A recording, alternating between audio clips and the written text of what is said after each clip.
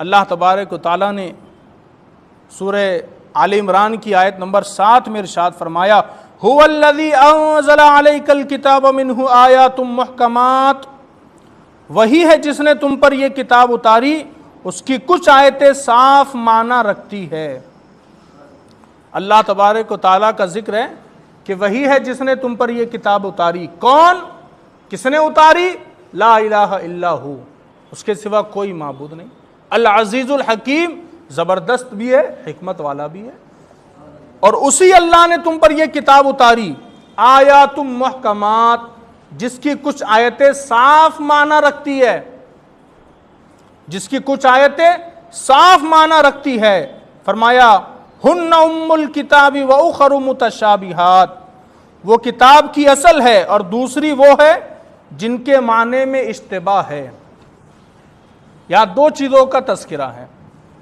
اللہ نے فرمایا کہ یہ جو کتاب ہم نے اتاری ہے اس میں کچھ آیتیں ہیں جن کا صاف معنی ہے، سمجھ میں آ جانے والی چیزیں، جیسے ہم سورہ فاتحہ پڑھے، ام الکتاب ہے۔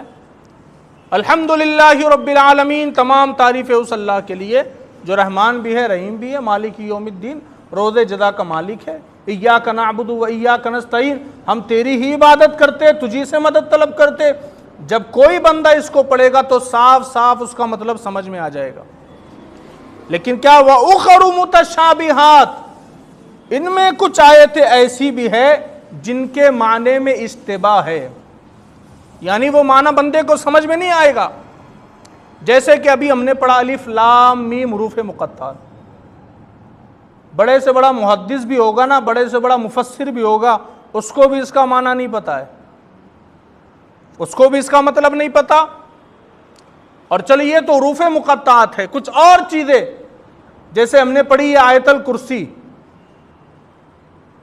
اب ہم کرسی سے مراد وہ کرسی لیتے ہیں جو ہمارے ذہن میں جیسے یہ کرسیاں یا رکھی ہے، لیکن یہ متشابہات ہے۔ ہم جس کو دراصل کرسی سمجھ رہے ہیں، اللہ کی بارگاہ میں اس کا معنی کچھ الگ۔ جیسے قرآن میں کہا اللہ کے چہرے کو وجہ اللہ، اللہ کا چہرہ۔ اب چہرے سے مراد تو ہم کو سمجھ میں آ گیا کہ ایک چہرہ کیسا ہوتا ہے، اور کہا وجہ اللہ، اللہ کا چہرہ۔ اب یہ متشابہات ہے، اس لیے کہ کوئی بندہ اب یہ گمان نہیں کر سکتا کہ اللہ کا چہرہ کیسا ہوگا، اللہ کا یہ اس طرح ہوگا، ہونٹ اس طرح ہوگے، کوئی بندہ گمان نہیں کر سکتا۔ یہ متشابہات ہے۔ اللہ کی بارگاہ میں اس کا کیا مطلب ہے، کیا معنی ہے، وہ بہتر جانتا ہے۔ جیسے ایک اور مرتبہ آیا قرآن میں ید اللہ، اللہ کا ہاتھ۔ اب کوئی انسان تصور نہیں کر سکتا کہ اللہ کا ہاتھ کیسا ہوگا۔ تو کچھ چیزیں وہ ہے جو سمجھ میں آ جاتی ہے، صاف معنی ہے، اور کچھ چیزیں وہ ہے جس میں اشتباہ ہے۔ تو دو چیزوں کا ذکر کیا۔ اب آگے اللہ ارشاد فرماتا ہے فَأَمَّا الَّذِينَ فِي قُلُوبِهِمْ زَيْغٌ فَيَتَّبِعُونَ مَا تَشَابَهَ مِنْهُ ابْتِغَاءَ الْفِتْنَةِ وَابْتِغَاءَ تَأْوِيلِهِ۔ اللہ رب العزت ارشاد فرماتا ہے تو وہ لوگ جن کے دلوں میں ٹیڑھا پن ہے، وہ لوگوں میں فتنہ پھیلانے کی غرض سے اور ان آیات کا غلط معنی تلاش کرنے کے لیے ان متشابہ آیتوں کے پیچھے پڑتے ہیں، حالانکہ ان کا صحیح مطلب اللہ ہی کو معلوم ہے۔ اللہ نے فرمایا کہ کچھ ایسے لوگ ہیں جو لوگوں میں فتنہ پھیلانے کے لیے ان آیات کے پیچھے پڑے رہتے ہیں، ان آیت کے پیچھے وہ پڑے رہتے اور لوگوں میں فتنہ پیدا کرتے۔ جیسے کہ میں آپ کو بتاؤں گا، آج کے دور میں ایک جماعت ہے، ان کا عقیدہ یہ ہے کہ اللہ عرش پر ہے، اور ہم کہتے ہیں کہ اللہ ہر جگہ موجود ہے۔ اگر آپ نے یہ کہہ دیا کہ اللہ عرش پر ہے، اس کا مطلب عرش بڑا ہے، اللہ چھوٹا ہے۔ اب کوئی انسان اگر کہہ دے کہ میں مسجد میں ہوں تو انسان چھوٹا ہو گیا، مسجد بڑی ہو گئی نا۔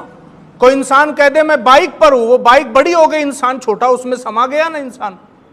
تو ایک جماعت ایسی ہے جو کہتی ہے کہ اللہ عرش پر ہے، تو انہوں نے قید کر دیا، عرش بڑا ہو گیا، اللہ چھوٹا ہو گیا، جبکہ ہم تو کہتے اللہ اکبر، اللہ سب سے بڑا ہے۔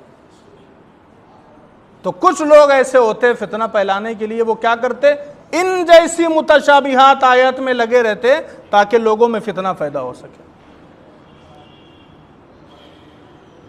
تو اللہ تبارک و تعالیٰ نے فرمایا کہ کچھ لوگ ہیں جو فتنہ پھیلانے کے لیے ان کے پیچھے پڑے رہتے ہیں، حالانکہ کیا کہا وَمَا يَعْلَمُ تَأْوِيلَهُ إِلَّا اللَّهُ، حالانکہ ان کا صحیح مطلب اللہ ہی کو معلوم ہے۔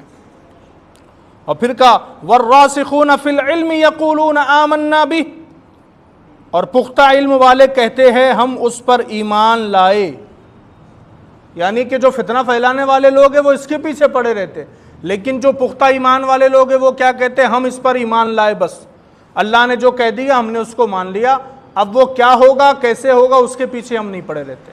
یہ ایمان والے کا کام ہے، وہ قرآن پر اس نے قرآن کو مان لیا، عمل کر لیا، بس متشابہات کے پیچھے وہ ایمان والا نہیں پڑا رہتا۔